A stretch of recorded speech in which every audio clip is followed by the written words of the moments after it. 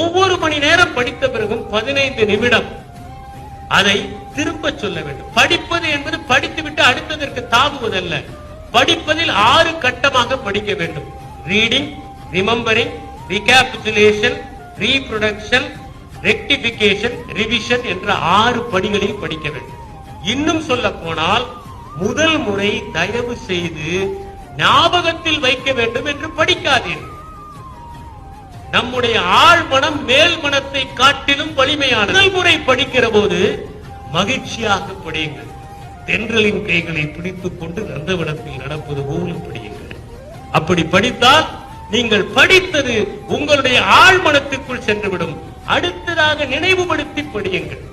மூன்றாவதாக என்ன படித்தோம் என்பதை சொல்லி பாருங்கள். நான்காவதாக அப்படி நீங்கள் சொல்லி பார்த்ததை சரியாக இருக்கிறதா என்று பார்த்து பிறகு சுருக்க குறிப்புகள் எழுதுங்கள். பிறகு அது ஒரு முறை வாசியுங்கள். இப்படி வாசித்தால் வாழ்க்கையில் எதுவுமே மறக்கவே மறக்காது. மறக்கிறது என்று சொன்னால் அதற்கு காரணம் என்னவென்றால் ஆர்வமில்லாமல் படிப்பது.